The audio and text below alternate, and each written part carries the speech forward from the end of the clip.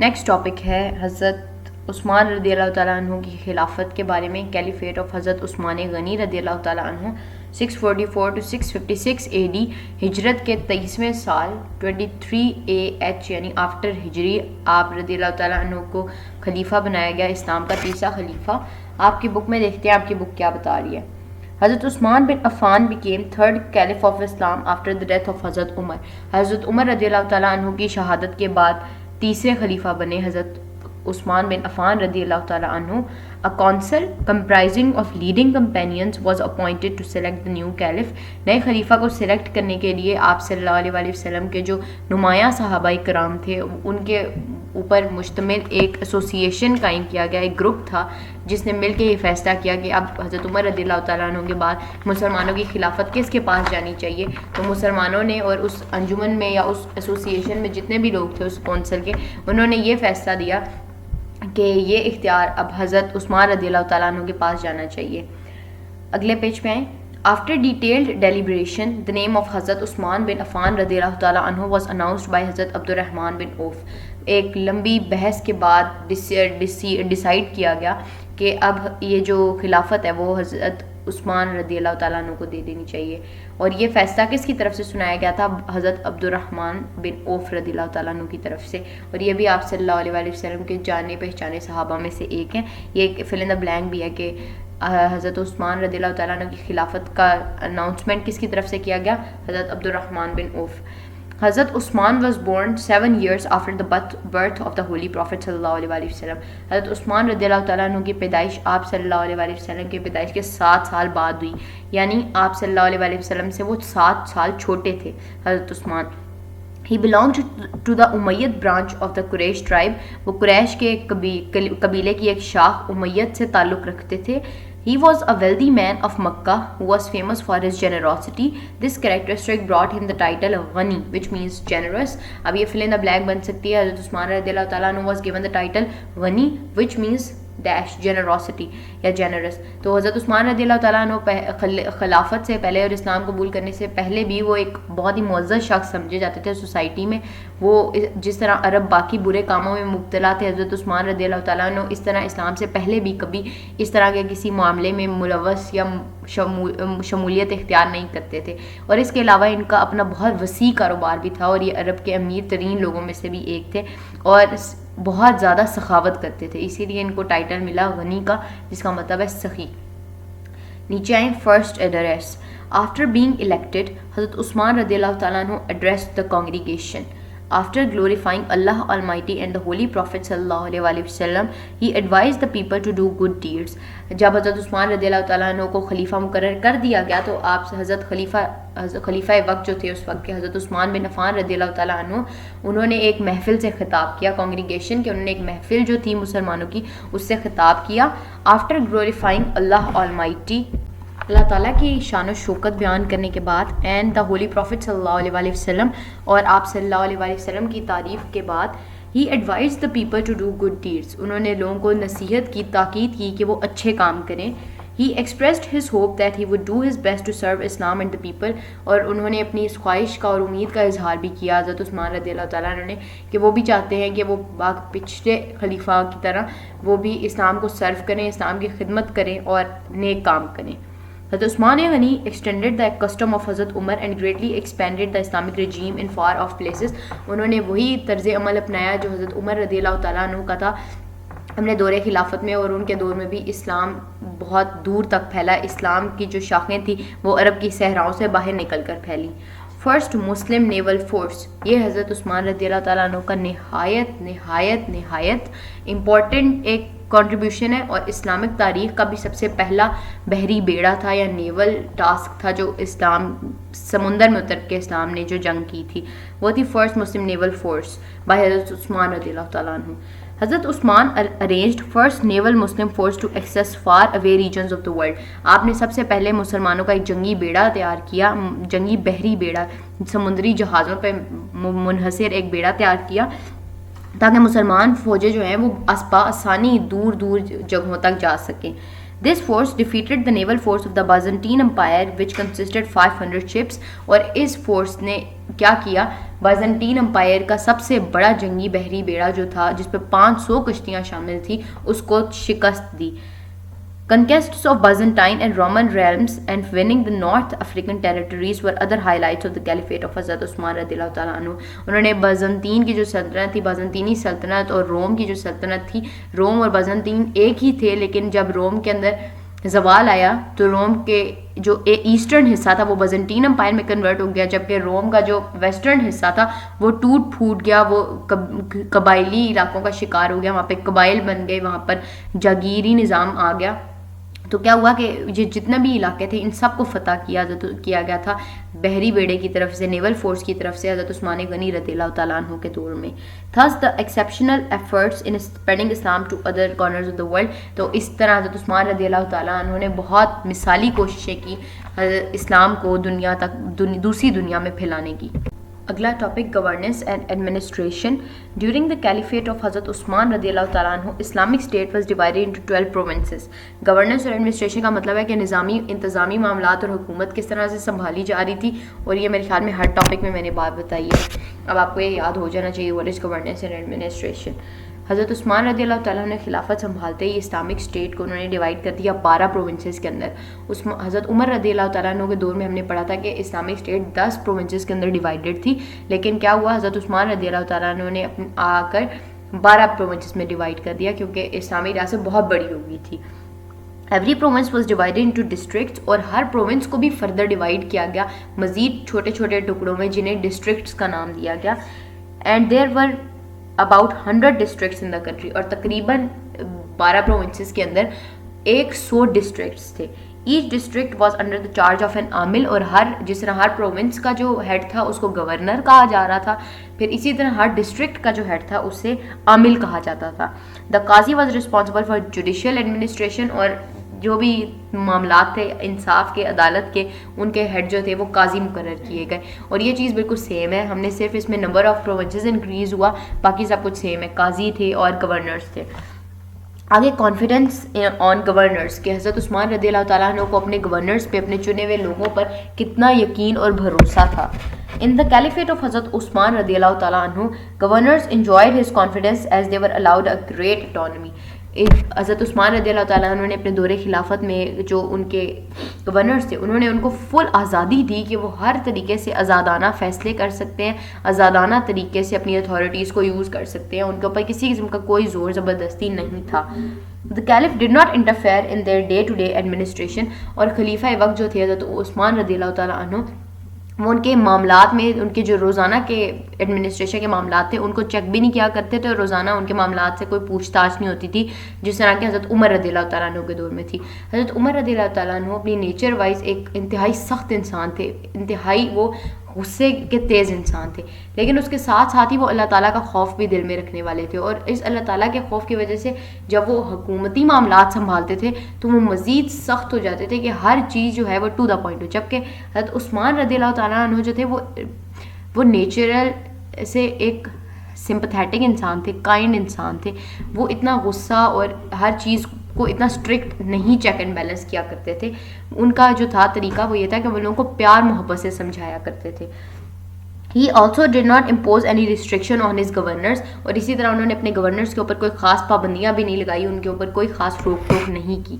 In order to eliminate the problems caused by differences in recitation, حضرت عثمان رضی اللہ تعالیٰ عنہ ordered to make 5 or 7 Mushaf of the Holy Quran under the supervision of حضرت زید بن ثابت.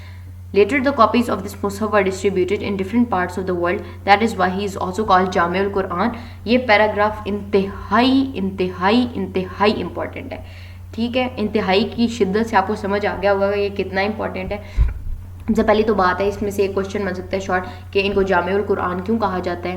پھر یہ ہو سکتا ہے کہ ریسیٹیشن کے اندر ڈفرینسز کیوں تھے, مسلمانوں کے قرآن پاک کی تلاوت کے اندر کیوں ڈفرینسز تھے. اس کا آنسر ہم آگے جا کے پڑھیں گے, جب ہم پڑھیں گے تو میں آپ کو یہ اس کا آنسر بھی بتا دوں گی. تو یہ کوشچنز بن سکتے ہیں کچھ. اس پیراگراف کو میں آپ کو پورا ایکسپلین کرتی ہوں. ہوا یوں کہ جب اسلام بہت زیادہ پھیلنا شروع ہوا تو ڈفرینٹ ٹائپس کے لوگوں سے ہمارا واسطہ پڑا. کیا ہوا کہ اسلام عرب کی زمین سے باہر نکل گیا. اب کچھ جگہ ایسی بھی تھی, جیسے ہم نے پرشیا کے بارے میں پڑھا کہ اسلام نے پرشیا کو فتح کر لیا, روم کو فتح کر لیا, بازنٹین امپائر کو فتح کر لیا. تو جب ان علاقوں میں گئے تو ان علاقوں کے لوگ عربی بولنے والے, عربی سمجھنے والے نہیں تھے, کیونکہ عرب کا علاقہ تھا, عربی بولی جاتی تھی, قرآن پاک عربی میں نازل ہوا, لوگوں نے آسانی سے سمجھ لیا, سب کو مطلب بھی سمجھ میں آ گیا آسانی سے, بولنا بھی, ان کا پروننسیشن جو تھا, ریسیٹیشن جو تھی, تلاوت تھی قرآن کی, وہ ٹھیک تھی. اب جب نکلا قرآن پاک عرب کی سرحدوں سے باہر, جیسے ہمیں عربی سمجھ میں نہیں آتی, تو ہم نے قرآن پاک پڑھنے کا کیا طریقہ ہے کہ ہم اس کے اوپر اعراب لگے ہوئے ہیں, قرآن پاک کے اوپر زیر, زبر, پیش, مد, جزم, یہ جو بھی ہیں یہ اعراب کہلاتے ہیں. یہ اعراب کی وجہ سے ہمیں جو پروننسیشن ہے قرآن پاک کی وہ کرنی آتی ہے, ہم اس قرآن پاک کو صحیح پڑھ لیتے ہیں. اب کیا ہوا کہ جب اسلامک ریاست بہت زیادہ بڑی تو قرآن پاک کی جو تلاوت تھی اس میں فرق آنا شروع ہو گیا. کچھ علاقے کے لوگ کسی اور طرح تلاوت کرتے تھے, کچھ علاقے کے لوگ کسی اور طرح تلاوت کرتے تھے. تو حضرت عثمان رضی اللہ تعالیٰ عنہ نے کیا فیصلہ کیا کہ انہوں نے قرآن پاک کے 5 سے 7 نسخے تیار کرائے. مصحف کا مطلب ہے کہ انہوں نے 5 سے 4 قرآن پاک لکھوائے, اور ان کے اوپر باقاعدہ جو عرب کا طریقہ ہے خاص بولنے کا, اس کے مطابق انہوں نے عرب اس کے اوپر سمبلز, یہ جو زبر زیر ہیں یہ سمبلز لگوائے قرآن پاک کی ہر آیت کے اوپر, اور پورے قرآن پاک کے 4 سے 5 انہوں نے نسخے تیار کیے, جس کو مصحف آف دا ہولی قرآن کہا گیا. اب انہوں نے کیا کیا, یہ مصحف جو تھے حضرت زید بن ثابت رضی اللہ تعالیٰ عنہ کے سپرویژن میں ہوئے. یہ سب کس نے تیار کروائے, حضرت زید بن ثابت رضی اللہ تعالیٰ عنہ نے. اور یہ جو مصحف تیار ہوئے ایک سٹینڈرڈ لینگویج کے, ایک سٹینڈرڈ ریسیٹیشن قرآن پاک کا, یہ سے پھر ڈفرینٹ ریاستوں میں ڈفرینٹ لوگوں کے یہاں بھیج دیا گیا, اور انہوں نے مزید اس کی آگے سے آگے کاپیز کروائیں, مزید اس کو آگے آگے لکھا تاکہ یہ ہر عام شخص تک پہنچ جائے. اور اسی طرح یہ قرآن پاک ایک سٹینڈرڈ پروننسیشن کے ساتھ ہمارے تک بھی پہنچا ہے. اسی لیے حضرت عثمان رضی اللہ تعالیٰ عنہ کو کہا جاتا ہے جامع القرآن. آئی ہوپ یہ آپ کو سمجھ آ گیا ہوگا. اگر پھر بھی کوئی کوشچن آپ کا ہو تو آپ کامنٹس میں پوچھ سکتے ہیں, آپ کو آپ کے ہر سوال کا جواب ضرور ملے گا. آگے ہے سوشل ویلیوز اینڈ جسٹس, کہ معاشرتی قدریں اور انصاف کس طرح, اور معاشرے کی جو روایات ہیں, جو اقدار ہیں, ان کو کس طریقے سے لے کے چلا گیا ان کے دور میں. On the footprints of رسول اللہ صلی اللہ علیہ وسلم, حضرت عثمان was an embodiment of the Islamic social values. آپ صلی اللہ علیہ وسلم کے نقش قدم پہ چلتے ہوئے حضرت عثمان رضی اللہ تعالیٰ عنہ ایک نمونہ بن گئے تھے, ایک زندہ مثال تھے لوگوں کے لیے اسلام کی ویلیوز کے, اسلام کی ریپریزنٹیشن کے. During the caliphate of حضرت عثمان رضی اللہ تعالیٰ عنہ, the characteristics of first 2 caliphs continued. ان کے دور خلافت میں بھی پہلے 2 خلیفہ جو تھے, کون کون سے, پہلے تھے حضرت ابو بکر, دوسرے حضرت عمر رضی اللہ تعالیٰ عنہ. ان دونوں کا عکس لوگوں کو نظر آیا, جس طرح ان دونوں نے انتظامی معاملات سنبھال کے رکھے, اسی طرح حضرت عثمان رضی اللہ تعالیٰ عنہ نے بھی سنبھالا. These include impartial justice for all, جس میں کیا کیا شامل تھا کہ سب کے لیے برابر انصاف, سب کو انصاف کی برابر فراہمی. Mild and human policies, ایسی پالیسیز اپنائی گئیں, ایسے قوانین بنائے گئے جو انسانوں کے لیے فالو کرنا آسان تھے. Striving in the path of Allah, اللہ تعالیٰ کی راہ میں لڑنا. And the expansion of Islam, اور اسلام کو پھیلانا, اسلام کے جو باؤنڈریز تھی ان کو وسیع کرنا. یہ کیا تھا کہ ان کے دور میں کیا کیا ہوا. چیک آن سوشل ایولس, کہ حضرت عثمان رضی اللہ تعالیٰ عنہ نے اپنے دور میں جو ان کے معاشرے میں, ان کی سوسائٹی میں اگر کوئی بری عادت یا بری خصلت لوگوں میں پیدا ہو رہی تھی تو انہوں نے کس طرح ان کو ڈیل کیا. ڈیورنگ دا کیلیفیٹ آف حضرت عثمان, دا اسلامک اسٹیٹ بیکم پراسپیرس. حضرت عثمان رضی اللہ تعالیٰ عنہ کے دور خلافت میں اسلامک اسٹیٹ جو تھی وہ بہت خوشحال ہوئی, ترقی بڑھی. یہاں پر لوگوں کے پاس اکنامک صورتحال جو تھی, یعنی لوگوں کی معاشی صورتحال جو تھی, لوگوں کی تجارت جو تھے ان میں بہتری آئی. Since the first generation of the companions mostly had passed away, there were some changes observed in the society.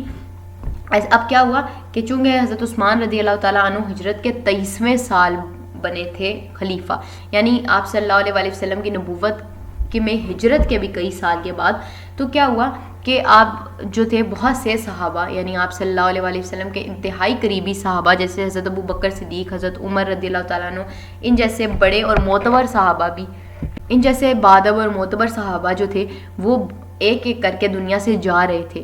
تو ان کے جو وہ صحابہ تھے ان کے پاس جس طرح علم تھا, جس طرح آپ صلی اللہ علیہ وسلم کے قریب رہنے کی وجہ سے ان کا جو طریقہ تھا سوسائٹی میں رہنے کا, وہ بھی ان کے ساتھ ختم ہوتا جا رہا تھا. چونکہ وہ دنیا سے جاتے جا رہے تھے تو ساتھ ساتھ ان کے طریقے بھی اس دنیا سے جا رہے تھے.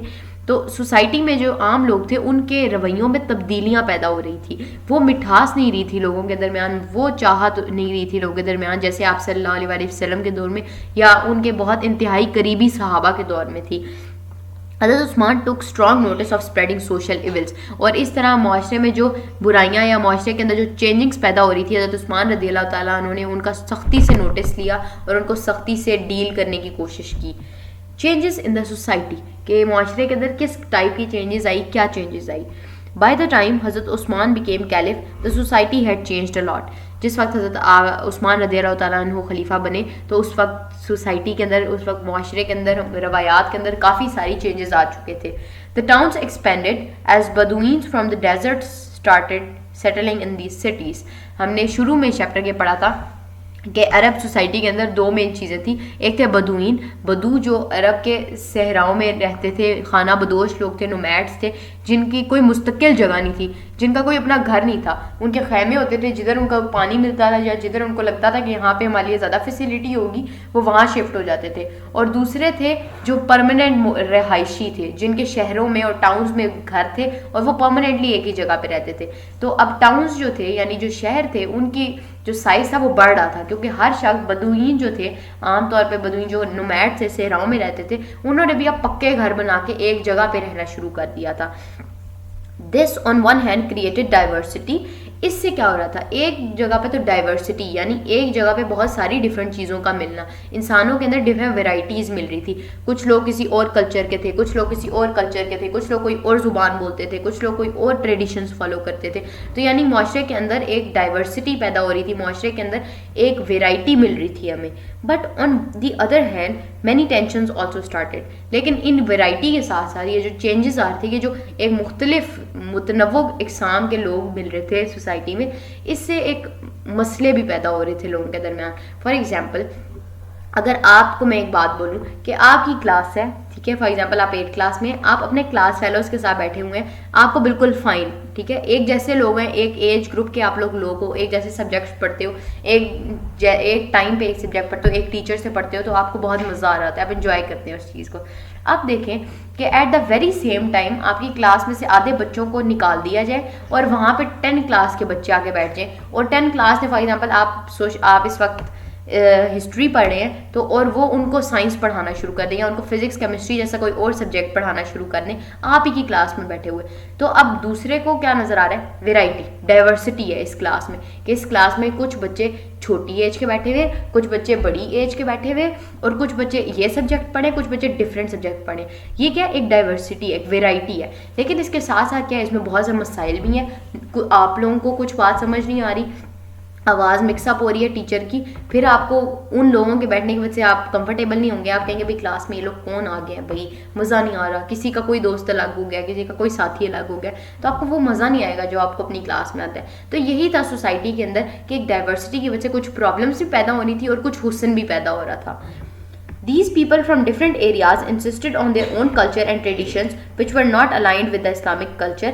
اچھا, اب ان لوگوں نے کیا کیا, اب جیسے میں نے آپ کو کلاس کی ایگزامپل دی, اب 10 کلاس کے جو بچے آئیں گے ان کے اپنے دوست ہوں گے, ان کی اپنے باتوں کرنے کے کوئی باتوں کے ٹاپکس ہوں گے, آپ کی باتوں کے الگ ٹاپکس ہوں گے. اب کیا ہوگا, دونوں کے اندر ایک تھوڑا سا کلیش پیدا ہوگا نا, کہ آپ لوگ اپنے اسٹائل کی باتیں کریں, آپ لوگ ہو سکتا ہے کسی چاکلیٹ کے بارے میں باتیں کریں اور دوسرے ہو سکتا ہے کسی اور برانڈ کے بارے میں باتیں کریں. تو ایک کلیش ہوا نا, کہ وہ چاہتے ہیں کہ ہم ایک طرح کی بات کریں جبکہ آپ چاہتے ہیں کہ آپ اپنے طریقے کی بات کریں.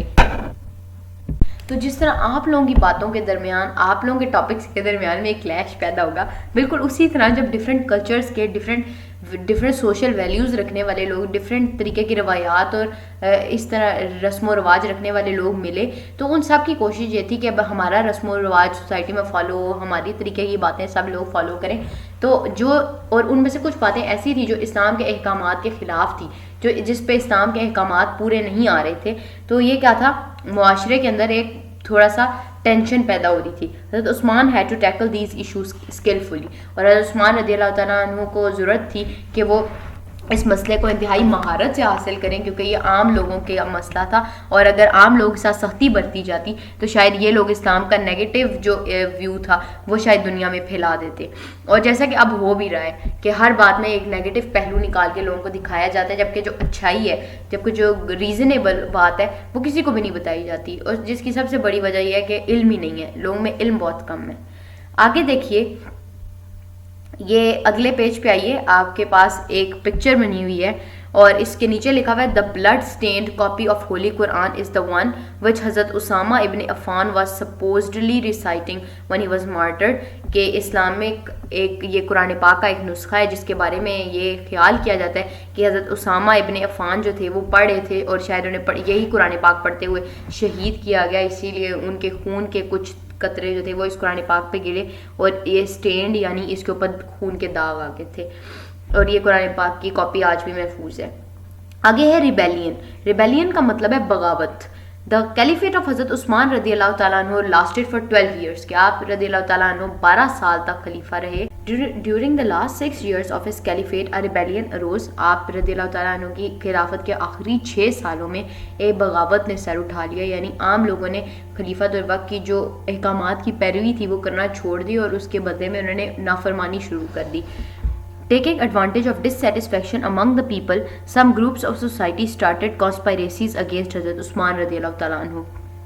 ڈسسیٹسفیکشن کے معاشرے کے اندر ایک جو تبدیلی پیدا ہو رہی تھی، لوگ ایک دوسرے کو ایکسیپٹ کرنا چھوڑ رہے تھے، اسی وجہ سے کیا ہوا کہ معاشرے کے اندر ایک گروپ بن گیا لوگوں کا جنہوں نے حضرت عثمان رضی اللہ تعالیٰ عنہ کے خلاف سازشیں بننا شروع کر دی، جنہوں نے حضرت عثمان رضی اللہ تعالیٰ عنہ کے چھوٹی باتوں کو لے کر ان کو بڑا بنا کر ان کے ساتھ اپنی باتیں ملا کے کچھ اس قرآن پاک کی کچھ آدھی آیات کہاں سے اٹھائیں، آدھی آیات کہاں سے اٹھائیں اور قرآن کے احکام بنا کے اس وقت کے جو سادہ لوگ مسلمان تھے ان کو بیوقوف بنانا شروع کر دیا۔ For a ruler of vast territories it was not impossible to deal with these rebels, کہ ایک ایسا رولر جس نے پوری دنیا پہ حکمرانی کی ہو، جس نے آدھی دنیا سے زیادہ کو اپنا محکوم بنا لیا ہو، ان کے لیے یہ مشکل نہیں تھا کہ وہ ایک چھوٹے سے علاقے میں اپنے خلاف ہونے والی سازشوں کے اوپر جو ہے وہ ان کو کنٹرول نہ کر سکیں۔ لیکن اس کے باوجود کیا وجہ تھی، میں نے آپ کو پہلے بتایا تھا کہ حضرت عثمان رضی اللہ تعالیٰ عنہ جو تھے وہ بہت نرم دل اور کائنڈ انسان تھے، وہ اس طرح غصے اور سختی سے بات نہیں کیا کرتے تھے۔ He could have crushed the rebellion at the beginning، مطلب یہ اسی بات کی کنٹینیوٹی ہے کہ وہ شخص جس نے پوری آدھی سے زائد دنیا کو قابو کیا ہوا ہو، آدھی سے زائد دنیا میں اسلام جنہوں نے پھیلایا ہو، ان کے لیے مشکل نہیں تھا کہ وہ ایک چھوٹے سے علاقے میں چھوٹے سے گروپ آف لوگ جو ہیں، ایک چھوٹا سا گروپ ہے جو ان کو ستا رہا ہے تو وہ اس کے خلاف ایکشن نہ لے سکیں۔ وہ چاہتے تو وہ ان کو شروع میں ہی برے طریقے سے کچل سکتے تھے، طاقت کے زور سے بھی ان کو کچل سکتے تھے کیونکہ وہ خلیفہ وقت تھے، لیکن انہوں نے ایسا نہیں کیا۔ But he didn't want to shed the Muslim blood، لیکن وہ یہ نہیں چاہتے تھے کہ وہ مسلمانوں کا خون بہائیں، کیونکہ وہ جو گروپ تھا لوگوں کا جو لوگوں کو گمراہ کر رہا تھا تھے تو وہ بھی مسلمان، انہوں نے بھی کلمہ پڑھا ہوا تھا، تو اسی لیے حضرت عثمان رضی اللہ تعالیٰ عنہ یہ نہیں چاہتے تھے کہ وہ کسی بھی طرح سے اپنے مسلمان بھائیوں کا خون بہائیں۔ He tried to persuade them with kindness and generosity، اور حضرت عثمان رضی اللہ تعالیٰ عنہ نے اپنی جو نرم دلی تھی، اپنی جو سخاوت تھی، اپنے جو ان کی ہمدردی تھی، اس کے ساتھ انہوں نے مل کے ان لوگوں کو منانے کی کوشش کی، ان کو اس رستے سے ہٹانے کی کوشش کی، پر وہ لوگ نہیں مانے۔ مارٹرڈم آف حضرت عثمان رضی اللہ تعالیٰ عنہ، یعنی حضرت عثمان رضی اللہ تعالیٰ عنہ کی شہادت۔ انفارچونیٹلی مطلب بدقسمتی سے chaos continued and a time came when his house was sieged and he was martyred while reciting Holy Quran on the afternoon of Friday 17th Zilhaj 35 after Hijri. At the time of death he was 84 years old۔ یہ پورا paragraph important ہے، MCQs آ سکتے ہیں کہ حضرت عثمان رضی اللہ تعالیٰ عنہ کی ڈیتھ کب ہوئی، 35 after ہجری ڈیٹ آ سکتی ہے کہ کب فوت ہوئے، جمعے کے دن اور شہید ہوئے، ان کی ایج کتنی تھی، 84 ایئرس اولڈ۔ اب یہ کہ یہ جو کیوس تھا، یہ جو سوسائٹی کے اندر ایک کنفیوژن پھیلائی گئی تھی بدقسمتی سے کچھ لوگوں کی طرف سے، حضرت عثمان رضی اللہ تعالیٰ عنہ اپنی نرم دلی سے اس کو ختم کرنے کی کوشش کرتے رہے، پر وہ لوگ نہیں مانے۔ ان لوگوں نے پریٹینڈ ایسا کیا، انہوں نے ایسا دکھایا کہ جیسے وہ حضرت عثمان رضی اللہ تعالیٰ عنہ کی بات سے اتفاق کرتے ہیں اور وہ ان کی بات مان چکے ہیں، لیکن حقیقتاً ایسا کچھ نہیں ہوا۔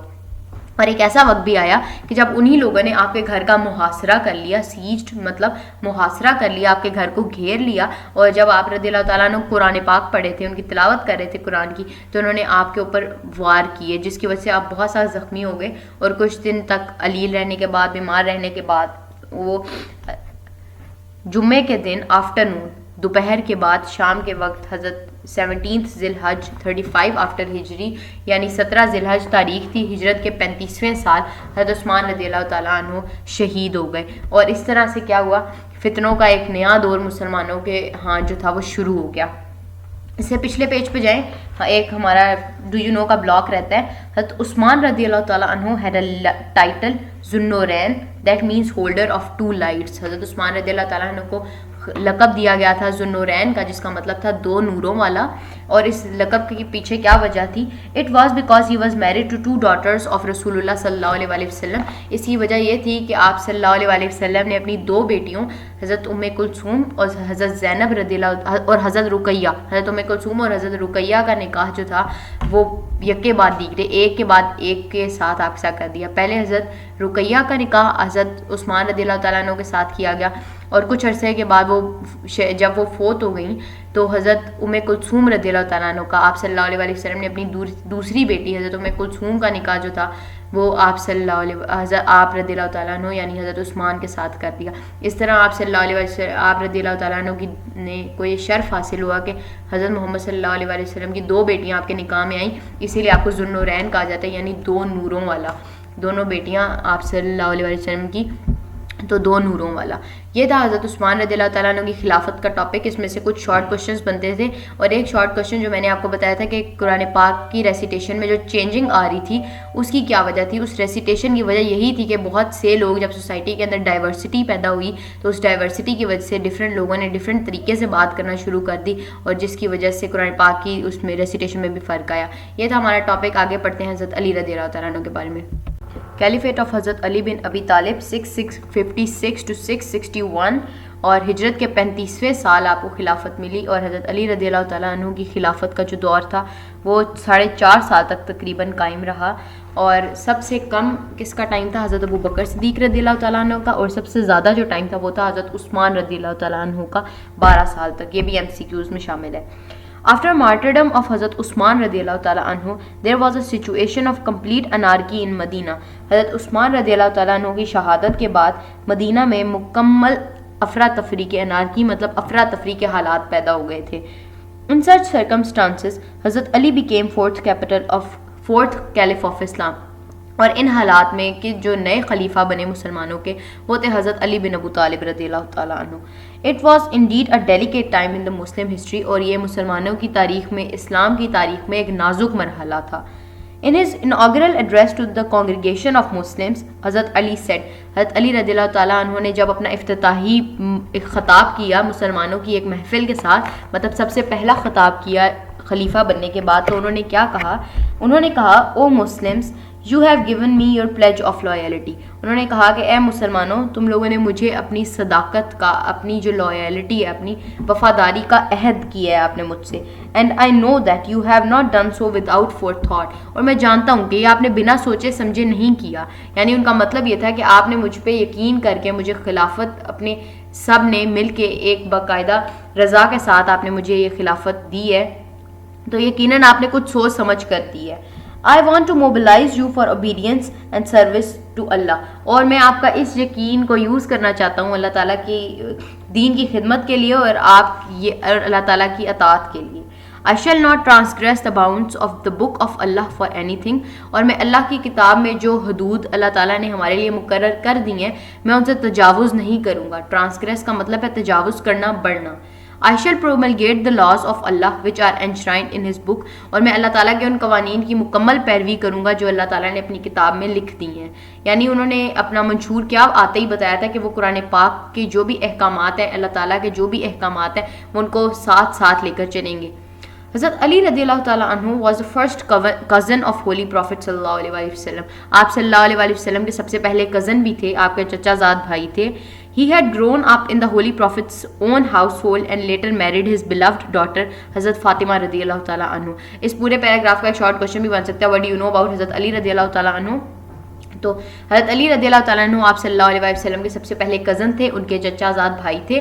اور دوسری بات یہ کہ آپ صلی اللہ علیہ وسلم نے حضرت علی رضی اللہ تعالیٰ عنہ کو بچپن سے ہی خود پالا تھا. حضرت علی رضی اللہ تعالیٰ عنہ ان کے ساتھ رہتے تھے بچپن سے ہی, اور بعد میں آپ صلی اللہ علیہ وسلم نے حضرت علی رضی اللہ تعالیٰ عنہ سے اپنی پیاری بیٹی حضرت فاطمہ زہرا رضی اللہ تعالیٰ عنہ کا نکاح بھی کر دیا ان سے. He remained in closest association with the Holy Prophet صلی اللہ علیہ وسلم for about 30 years. اور وہ تقریباً 30 سال تک آپ صلی اللہ علیہ وسلم کی انتہائی رقابت میں رہے, انتہائی قریب رہے آپ صلی اللہ علیہ وسلم کے. After Hazrat Khadija, Hazrat Ali رضی اللہ تعالیٰ عنہما was the first one to accept Islam. اور جب آپ صلی اللہ علیہ وسلم نے اسلام کا پیغام دیا, اسلام کی تبلیغ کی, تو سب سے پہلے جو آپ پر ایمان لائیں وہ تھی حضرت خدیجہ رضی اللہ تعالیٰ عنہ, اور دوسرے نمبر پہ جو آپ پر ایمان لائے وہ حضرت علی رضی اللہ تعالیٰ عنہ تھے, اور اس وقت ان کی عمر تقریباً 10 سال تھی. تو حضرت علی رضی اللہ تعالیٰ عنہ بھی ان لوگوں میں سے ایک ہیں جنہوں نے سب سے پہلے اسلام قبول کیا. حضرت علی رضی اللہ تعالیٰ عنہ learned the skill to handle difficult situations. حضرت علی رضی اللہ تعالیٰ نے مہارت حاصل کی تھی کہ وہ بہت سے مشکل معاملات کو سالو کر لیا کرتے تھے بہت آسانی سے. He gained great knowledge but lived very simple life. انہوں نے اپنی پوری زندگی میں بہت کچھ سیکھا, ان کے پاس علم و ہنر کا وہ دریا تھے.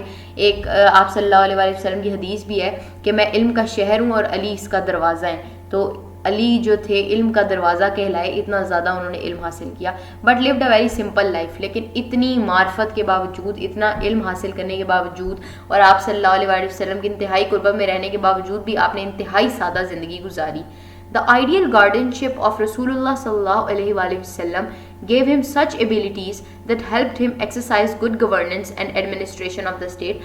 آپ صلی اللہ علیہ وسلم کی سربراہی میں جب آپ رہے, یعنی میں نے آپ کو پہلے بتایا کہ آپ صلی اللہ علیہ وسلم ان کے فرسٹ کزن تھے, اور پھر وہ بچپن سے آپ صلی اللہ علیہ وسلم کے پاس رہے حضرت علی. تو آپ صلی اللہ علیہ وسلم کے ساتھ رہنے کی وجہ سے آپ صلی اللہ علیہ وسلم کے اندر ایسی خصوصیات پیدا ہو گئی تھیں آپ صلی اللہ علیہ وسلم کی تربیت کی وجہ سے, کہ آپ صلی اللہ علیہ کہ حضرت علی رضی اللہ تعالیٰ عنہ نے جو ریاست کے انتظامی امور سنبھالنے تھے, ان معاملات کی وجہ سے ان کو اس سے بہت مدد ملی. آگے ہے گورننس اینڈ ایڈمنسٹریشن. میں نے بار بار بتایا what is governance and administration, اب آپ کو پتہ ہونا چاہیے, آپ کی دفعہ میں نہیں بتاؤں گی. حضرت علی رضی اللہ تعالیٰ عنہ followed the government and administration pattern of حضرت عمر رضی اللہ تعالیٰ عنہ and did not make any significant changes to that. حضرت علی رضی اللہ تعالیٰ عنہ نے کس کا نظام خلافت فالو کیا؟ حضرت عمر رضی اللہ تعالیٰ عنہ کا. ایک فیل ان دا بلینک بھی ہے, MCQ بھی بن سکتا ہے, کہ انہوں نے حضرت عمر رضی اللہ تعالیٰ عنہ کا جو خلافت کا نظام قائم تھا, جس طریقے سے انہوں نے سوسائٹی کو لے کے چلا تھا, یا جو انہوں نے ایک نظام گورنمنٹ کا قائم کیا تھا, حضرت علی رضی اللہ تعالیٰ عنہ نے اس کے اندر کوئی بھی چینجز نہیں کیے اور اسی کو کنٹینیو کیا. He was especially concerned about the moral standards of his governors and the other officers. جو سب سے زیادہ ان کو کنسرن تھا, جو ان کا سب سے زیادہ بڑا مسئلہ تھا حضرت علی رضی اللہ تعالیٰ عنہ کو جو پریشانی درپیش تھی, وہ یہ تھی کہ ان کے گورنرز کے اور ان کے آفیسرز کی, یعنی حکومت میں جتنے بھی لوگ تھے, ان کے اخلاقیات پہ ان کو تھوڑا سا ایشو ہو رہا تھا. میں نے آپ کو پہلے بھی ایک بات بار بار بتائی, بار بار ہم نے پڑھی اس بک میں, کہ جب آپ صلی اللہ علیہ وسلم کے قریبی ساتھی آپ صلی اللہ علیہ وسلم کے بعد اس دنیا سے چلے گئے, تو بہت سے لوگوں کو مسائل پیش آئے. سوسائٹی کے اندر بہت سی ایسی باتوں نے سر اٹھایا جنہوں نے کبھی پہلے آپ صلی اللہ علیہ وسلم کے یا ان کے انتہائی قریبی ساتھیوں کے, جیسے حضرت ابو بکر رضی اللہ تعالیٰ عنہ, حضرت عمر رضی اللہ تعالیٰ عنہ کے ہوتے ہوئے کسی نے اس طرح کی بات کا ذکر نہیں کیا. تو جب اس طرح کی باتیں اٹھ رہی تھی, تو بہت سے لوگ جو تھے انہوں نے اس چیز کو بیس بنا کے مسلمانوں کے درمیان میں اختلافات پیدا کرنا شروع کر دیے. اور یہی چیز تھی کہ گورنمنٹ میں رہنے کی وجہ سے جو فیسلٹیز مل رہی تھی, حضرت عمر رضی اللہ تعالیٰ عنہ نے کرپشن سے بچانے کے لیے ایک کیا طریقہ یوز کیا, کہ انہوں نے جتنے بھی اپنے گورنرز تھے ان کو وہ اچھی خاصی ہینڈسم سیلری دیا کرتے تھے, تاکہ ان کی نیت کسی اور چیز پہ جائے ہی نہ, ان کی تمام ضروریات ان کی اپنی سیلری سے پوری ہو جائیں, تو ان کو کسی طریقے سے کرپشن یا بدنیتی کا موقع نہ ملے. حضرت عمر جب حضرت علی رضی اللہ تعالیٰ عنہ کے دور تھا, ان کو یہ فیسلٹیز کنٹینیوسلی ملتی رہیں, تو گورنرز نے کیا کیا, گورنر تھوڑی عیاشی میں مبتلا ہو گئے, جو حضرت عمر رضی اللہ تعالیٰ عنہ کے دور میں وہ بالکل نہیں ہو سکے, کیونکہ حضرت عمر رضی اللہ تعالیٰ عنہ انتہائی اسٹرکٹ تھے ان کے ساتھ. He never allowed them to behave inappropriately. وہ کبھی بھی ان کو inappropriately غیر مناسب طریقے سے, نامناسب طریقے سے بہیو نہیں کرنے دیا کرتے تھے. Once when he got information about a governor that he was spending more time in hunting and other such recreational activities, he dismissed him. جب ان کو ایک مرتبہ ایک خبر ملی کہ ان کے ایک گورنر ہے جو شکار اور باقی دوسری جو انجوائمنٹ کی ایکٹیویٹیز ہے, فار ایگزامپل گھومنا پھرنا یا شکار کرنا یا کھانے وغیرہ کھانا, وہ ان چیزوں پہ زیادہ فوکس کر رہے ہیں بجائے یہ کہ وہ اپنے ریاست کے امور سنبھالیں, تو انہوں نے فوراً اس چیز کی تصدیق کروائی کہ یہ بات سچ ہے. جو ہی وہ سچ ثابت ہوئی, آپ نے ان کو فوراً برطرف کر دیا. ڈسمس کا مطلب ہے ان کو برطرف کر دیا, ان کو ہٹا دیا ان کے عہدے سے. In case of any information regarding negligence of his officers, حضرت علی would write warning letters to them and take actions if necessary. اور اگر آپ کو کبھی انفارمیشن ملتی, اگر کبھی آپ تک یہ بات پہنچتی کہ آپ کے کسی افسر نے, گورنمنٹ کے کسی بھی آفیشل نے غفلت کا مظاہرہ کیا اپنی ڈیوٹی میں، اپنے فرائض سے اس نے غفلت برتی ہے، تو سب سے پہلے آپ اس کو ایک تنبیہ کا لیٹر لکھتے، وارننگ لیٹر کے مطلب اس کو ایک تنبیہ جاری کرتے کہ تم خبردار ہو جاؤ اور اپنے کام کی طرف بھرپور توجہ دو. لیکن اس کے باوجود بھی اگر وہ صحیح کام نہیں کرتے تھے تو حضرت علی رضی اللہ تعالیٰ عنہ جو بھی ضروری ایکشن ہوتا تھا یا جو بھی ضروری ہوتا تھا وہ اس وقت کیا کرتے تھے. آگے ہے next topic, sensitivity regarding public money. Public money وہ پیسہ جو عوام کی طرف سے لیا جاتا ہے، یعنی ٹیکس کلیکشن کی صورت میں یا عوام سے جو ریونیو کلیکٹ کیا جاتا ہے وہ ہے پبلک منی. تو اس سے ریلیٹڈ حضرت علی رضی اللہ تعالیٰ عنہ بہت حساس تھے. کیوں تھے ابھی ہم دیکھتے ہیں. حضرت علی رضی اللہ تعالیٰ عنہ was also very strict about public revenue and its administration. حضرت علی رضی اللہ تعالیٰ عنہ عوام کی طرف سے جو پیسہ کلیکٹ کیا جاتا تھا زکوٰۃ کی مد میں یا ٹیکس کی مد میں یا ریونیو کی مد میں، جس طرح بھی عوام کی طرف سے جو پیسہ آتا تھا اس کے بارے میں وہ ہمیشہ بہت اسٹرکٹ تھے، بہت سخت رہتے تھے، اور اس کے انتظام جو تھا اس سارے پیسے کا اس میں بھی وہ ہمیشہ سخت رہا کرتے تھے. He never let any of his family members to get something more than what they deserved. انہوں نے کبھی اپنے خاندان کے، کبھی اپنے قریبی لوگوں کو اس چیز کی اجازت نہیں دی کہ وہ اپنی ضرورت سے زیادہ بیت المال سے یا اپنی ضرورت سے زیادہ حاصل کر سکیں چیزیں. جتنی اگر ان کے خاندان کو ضرورت ہوتی تھی یا ان کے قریبی لوگوں کو ضرورت ہوتی تھی وہ اس سے زیادہ حاصل نہیں کر سکتے تھے. Once he wrote to one of his revenue officers, اسی طرح ایک مرتبہ انہوں نے اپنے خراج والے آفیسر کو کیا لکھا، the one who embezzles the trust cannot be saved from punishment of Allah. وہ شخص جو کسی بھی طریقے سے یہ لوگوں کے پیسے کو چرانے کی کوشش کرتا ہے اسے اللہ تعالیٰ کے غضب سے کوئی نہیں بچا سکتا. He destroys both his worldly as well as interests of hereafter. وہ اپنی اس دنیا کو بھی برباد کر لیتا ہے اور اپنی آخرت کی دنیا میں جو فوائد ہیں ان کو بھی ختم کر دیتا ہے اگر وہ اس طرح کی حرکت کرتا ہے تو. یعنی پبلک منی کو لے کے وہ اتنے زیادہ حساس تھے کہ وہ اپنی فیملی کو بھی اس چیز پہ ریلائی نہیں کرواتے تھے، وہ اپنی فیملی کو بھی اس چیز میں کسی قسم کی کوئی ریلیکسیشن نہیں دیتے تھے کہ وہ زیادہ پیسہ حاصل کر لیں کیونکہ وہ خلیفہ کی فیملی ہے، بلکہ ہمیشہ ان کا برابر کا رویہ رہتا تھا. اور آگے ہی دیکھیں ٹائم ٹو تھنک میں time to think yellow box میں لکھا ہوا ہے what is the benefit of showing sensitivity towards public money, کہ پبلک منی کی طرف اگر آپ سینسٹیوٹی شو کریں گے تو اس کا کیا فائدہ ہوگا. تو اس کا سب سے پہلا فائدہ تو یہ ہے کہ سوسائٹی کے اندر کرپشن نہیں ہوگی. جو ہائر لیول کی گورنمنٹ کے اندر کرپشن ہے، لوگوں کے اندر بدنیتی یا بدعنوانی ہے، یہ ختم ہو جائے گی. اور دوسری چیز یہ عوام گورنمنٹ کے اوپر مزید بھروسہ کریں گے. عوام کا جو بھروسہ ہے، عوام کا جو انحصار ہے گورنمنٹ پہ وہ مزید بڑھ جائے گا. یہ 2 پوائنٹس آپ اس میں لکھ سکتے ہیں. آ جائیں نیکسٹ ٹاپک پہ، military reforms. Being an experienced army commander, حضرت علی رضی اللہ تعالیٰ عنہ paid special attention to armed forces. حضرت علی رضی اللہ تعالیٰ عنہ ایک ماہر جنگجو تھے، ماہر گھڑ سوار تھے اور بہت سی جنگوں میں انہوں نے لیڈ کیا. فار ایگزامپل غزوہ خیبر جانا پہچانا ہے کہ جب قلعہ خیبر کا دروازہ جو 40 آدمی مل کے نہیں اٹھا سکتے تھے، حضرت علی رضی اللہ تعالیٰ عنہ نے وہ اکیلے اٹھایا. اس طرح حضرت علی رضی اللہ تعالیٰ نے غزوہ خندق میں ایک شخص جو خندق پار کر کے خندق کے دوسری طرف پہنچ گیا تھا اور وہ للکار کے کہہ رہا تھا کہ کوئی مجھ سے لڑنے کے لیے آئے، تو حضرت علی رضی اللہ تعالیٰ عنہ حضرت محمد صلی اللہ علیہ وآلہ وسلم کی اجازت سے وہاں پر گئے اور انہوں نے اس شخص کو قتل کیا. تو حضرت علی رضی اللہ تعالیٰ عنہ کو جنگوں کا اور آپ صلی اللہ علیہ وآلہ وسلم کے ساتھ رہ کر جنگ کرنے کا، ان کے ساتھ جنگ کے میدان میں جانے کا بہت زیادہ ایکسپیرینس تھا. اسی لیے انہوں نے کیا کیا، آرمڈ فورسز کی طرف سے یعنی جو فوج تھی اس کی طرف بھرپور توجہ دی. He established number of new barracks and fortresses. انہوں نے بہت سی نئی فوجی چھاونیاں بنائی، یعنی مسلمانوں کے لیے بہت سے نئی فوجی کیمپس بنائے، جسے ہم کہہ سکتے ہیں کہ ایک طرح کا فوجی بیس، جو بیسز ہوتے ہیں نا آرمی کے، انہوں نے بہت سے فوجی بیسز بنوائے اینڈ فورٹریسز، اور بہت سے قلعے وغیرہ تعمیر کروائے. Hazrat Ali was aware of his duties as a caliph towards propagation of Islam. اور یہ سب کس لیے تھا؟ کیونکہ حضرت علی رضی اللہ تعالیٰ عنہ یہ جانتے تھے کہ خلیفہ وقت ہونے کی وجہ سے ان کو اوپر ذمہ داری ہے کہ وہ اسلام کو بھی عرب کی سرحدوں سے اور جہاں تک اسلام پھیل چکا ہے اس سے آگے اسلام کو بڑھائیں. آگے سوشل ویلیوز اینڈ جسٹس، کہ ان کے ہاں اخلاقی ویلیوز، ان کے ہاں معاشرے میں کس ٹائپ کی روایات چل رہی تھیں اور انصاف کا کیا لیول تھا. In his inaugural address to the Muslims, حضرت علی said, حضرت علی رضی اللہ تعالیٰ انہوں نے اپنا جب افتتاحی خطبہ کیا مسلمانوں سے تو انہوں نے کیا کہا، او Muslims I call upon you to assist me in my program of reconstruction. اے مسلمانوں، میں آپ کو دعوت دیتا ہوں کہ ہم یہ دوبارہ سے ایک ریاست بن رہے ہیں. ہم جو حضرت عثمان رضی اللہ تعالیٰ عنہ کی شہادت کے بعد بہت بے چینی پھیل گئی تھی سوسائٹی کے اندر، بہت سے مسلمان خفا ہو رہے تھے اس بات پہ کہ ہمارے دوسرے خلیفہ حضرت عمر رضی اللہ تعالیٰ عنہ کو بھی ایک شخص نے اسی طرح شہید کیا، پھر دوسرے بندے حضرت عثمان رضی اللہ تعالیٰ عنہ کو بھی اسی طرح شہید کر دیا گیا. تو اب ہمیں حضرت عمر رضی اللہ تعالیٰ عنہ اور حضرت عثمان رضی اللہ تعالیٰ عنہ کا بدلہ لینا ہے. تو اس کی وجہ سے بہت بے چینی پھیل گئی تھی، اور کچھ لوگ جو معاشرے میں فتنہ چاہتے تھے انہوں نے کیا کیا، ان فتنہ پرستوں نے اس چیز کو مزید ہوا دی، عام مسلمانوں کو مزید بھڑکایا کہ آپ حضرت علی رضی اللہ تعالیٰ عنہ کے سامنے احتجاج کریں بار بار کہ ہم عثمان رضی اللہ تعالیٰ عنہ کا بدلہ لینا چاہتے ہیں. یعنی وہ بدلے کی آڑ میں مسلمان سوسائٹی کو آپس میں کمزور کرنا چاہ رہے تھے. تو اس کی وجہ سے کیا ہوا، حضرت علی رضی اللہ تعالیٰ عنہ نے کہا اپنے لوگوں سے، عام لوگوں سے، کہ ہم دوبارہ سے سوسائٹی کو یونائٹ کرنا چاہتے ہیں اور میں چاہتا ہوں آپ اس میں میری مدد کریں.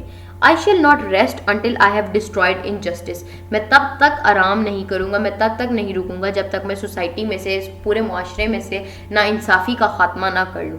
I shall not transgress the bounds of the book of Allah for anything. اور میں اللہ تعالیٰ کی کتاب میں جو حدود اللہ تعالیٰ نے مقرر کر دی ہیں میں ان سے تجاوز نہیں کروں گا. میں اپنے ہر کام میں اللہ تعالیٰ کے حکم کو کنٹینیوڈ رکھوں گا.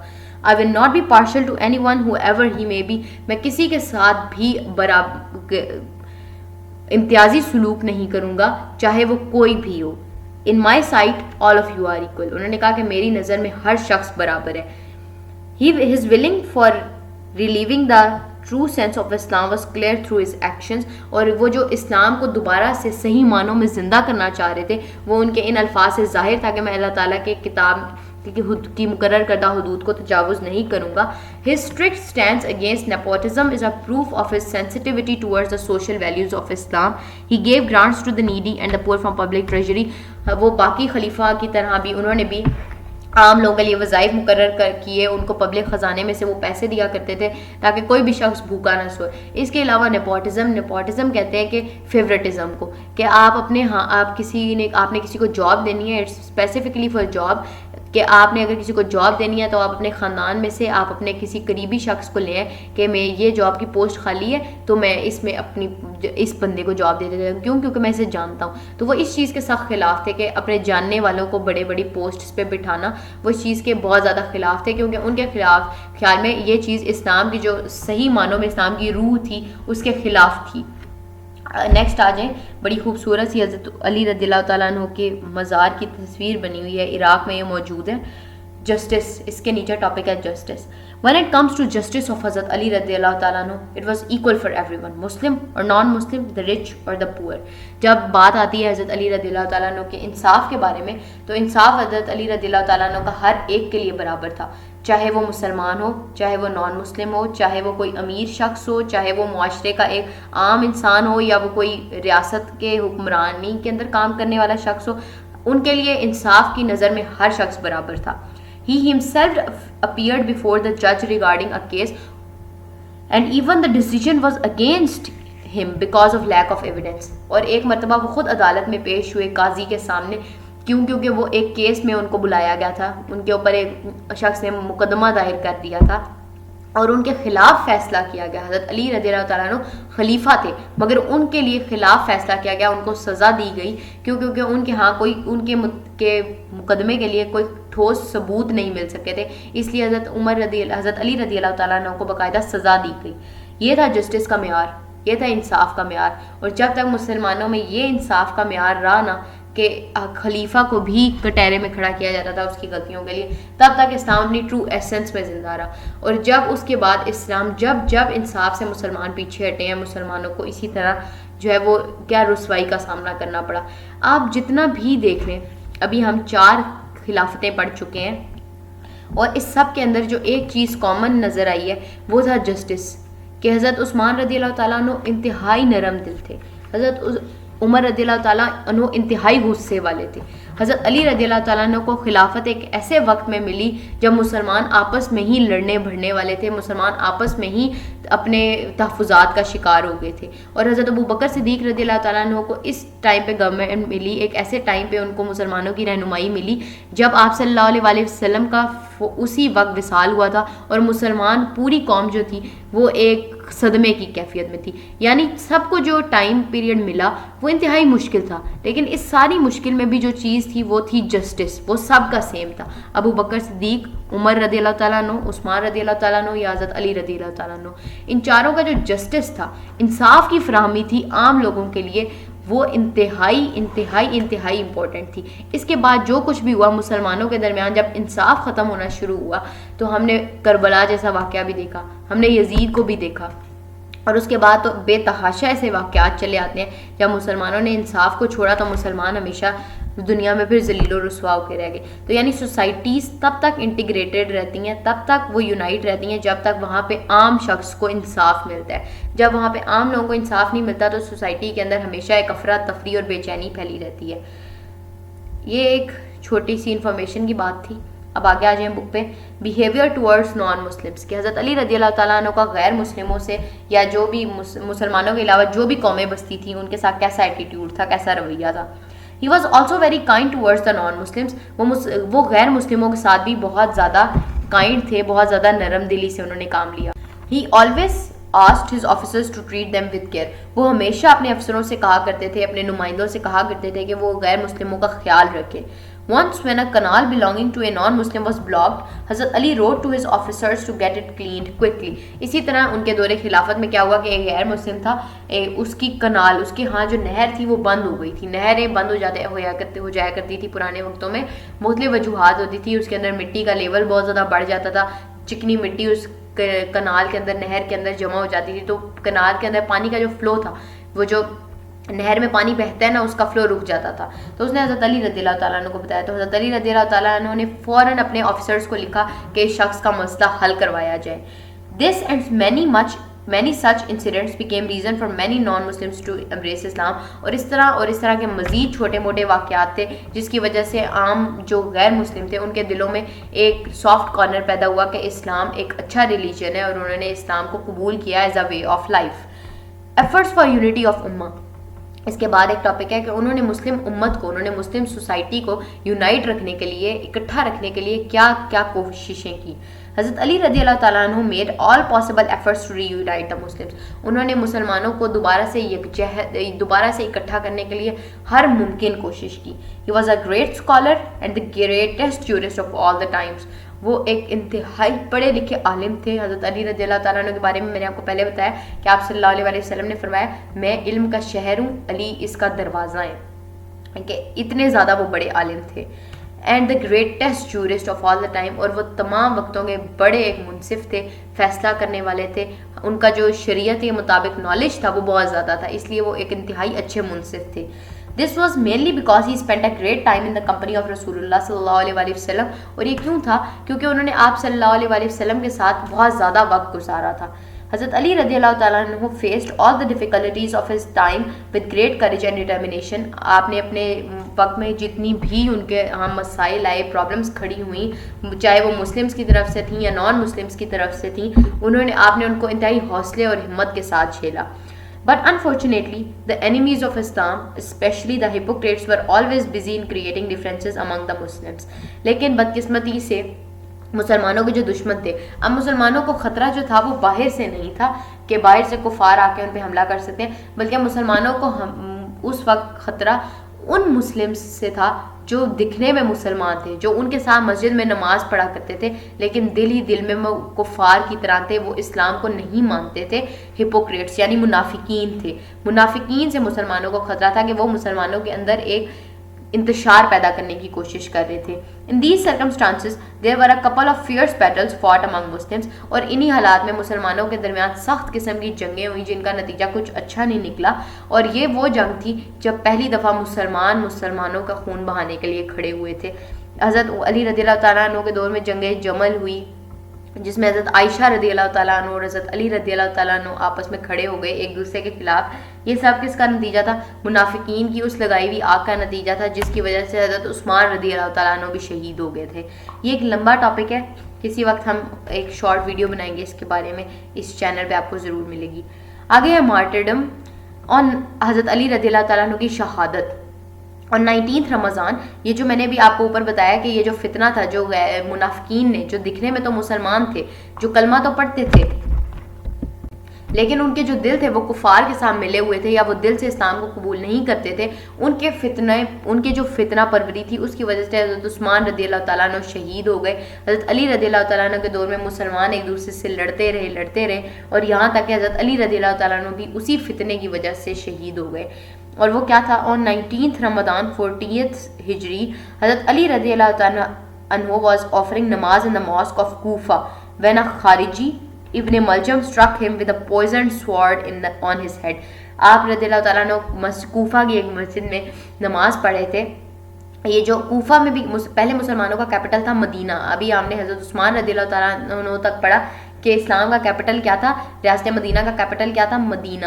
لیکن حضرت مدینہ میں چونکہ انتشار بہت زیادہ پھیل رہا تھا اور مدینہ میں بہت سے معتبر صحابہ موجود تھے, یعنی وہ صحابہ جنہوں نے آپ صلی اللہ علیہ وسلم کی زندگی میں ان کے ساتھ رہے تھے, تو حضرت علی رضی اللہ تعالیٰ عنہ نے جو کیپٹل تھا وہ مدینہ سے کوفہ میں شفٹ کر دیا تاکہ مدینہ کے حالات جو ہے وہ پرسکون رہیں, کیونکہ وہاں پہ ایک تو روضہ نبوی بھی تھا, تو روضہ نبوی کی رسپیکٹ میں اور ان صحابہ کی رسپیکٹ میں انہوں نے اپنا کیپٹل کوفہ میں شفٹ کر دیا تاکہ یہ جو حکومت کے معاملات ہیں اور افراتفری ہے وہ مدینہ کے اندر ایٹ لیسٹ نہ ہو. تو حضرت علی رضی اللہ تعالیٰ عنہ کوفہ میں نماز ادا کر رہے تھے کہ 19 رمضان تھا, رمضان المبارک چلا تھا, ہجرت کا 40واں سال تھا کہ ایک خارجی ابن ملجم آیا اور اس نے آپ کے سر پہ وار کیا ایک زہریلی تلوار سے, یعنی اس تلوار پر زہر بھی لگا ہوا تھا اور اس کا مقصد یہ تھا کہ اگر حضرت علی رضی اللہ تعالیٰ عنہ زخم سے بچ جائیں تو اس تلوار پہ جو زہر لگا ہوا ہے اس سے نہ بچے, اور ہر طریقے سے انہوں نے یہ کوشش کی کہ وہ شہید ہو جائیں. After 2 days he passed away on 21st رمضان. 2 دنوں کے بعد حضرت علی رضی اللہ تعالیٰ عنہ اس زخم میں 2 دن رہنے کے بعد 21 رمضان المبارک کو حضرت علی رضی اللہ تعالیٰ عنہ شہید ہو گئے. With the martyrdom of حضرت علی رضی اللہ تعالیٰ عنہ the first golden period of Islamic history came to an end. اور حضرت علی رضی اللہ تعالیٰ عنہ کی خلافت کی شہادت کے ساتھ ہی مسلمانوں کا یہ جو سنہری دور تھا خلافت کا, اسلام کا ایک سنہری دور تھا, یہ اپنے اختتام کو پہنچا. یہ تھا, ہم نے سارے خلافتوں کے بارے میں پڑھا. حضرت ابو بکر کی الگ سے پڑھا, عمر رضی اللہ تعالیٰ عنہ کی الگ سے پڑھا, عثمان بن عفان رضی اللہ تعالیٰ عنہ کو الگ سے پڑھا, علی بن ابی طالب کو الگ سے پڑھا. اس سب میں ہمیں جو چیز کامن نظر آئی وہ میں نے پہلے بتایا, جسٹس نظر آیا. اس کے بعد ہم نے سب کا انتظامی امور دیکھے کہ سب نے اپنی اپنی جگہ پہ بہترین کوشش کی اور اسلام کو عروج پہ پہنچا دیا. اب آخر میں ایک چھوٹا سا یہ جو پیراگراف ہے یہ اس پورے چیپٹر کو ایک طریقے سے کمبائن کر رہا ہے, سینٹرل آئیڈیا لکھا ہوا ہے, آپ اس کو پڑھ لیں. Pious caliphs and essence of Muslim state. ایک مسلم اسٹیٹ کا جو ایک ذائقہ تھا مسلمان اسٹیٹ کا دنیا کے ارتھ کے اوپر, اور پائس خلافتیں. پائس کیلفس کا مطلب ہے مقدس خلیفہ. It was blessing of Allah for Islam that the first successors of Rasulullah sallallahu alaihi wasallam were men of great knowledge, bravery and virtuous character. یہ اللہ تعالیٰ کا ایک کرم تھا اسلام کے اوپر کہ آپ صلی اللہ علیہ وسلم کے جانے کے بعد اسلام جن لوگوں کے ہاتھوں میں آیا وہ لوگ انتہائی علم رکھنے والے عالم لوگ تھے, وہ بہادر بھی تھے اور نیک کردار کے حامل لوگ تھے.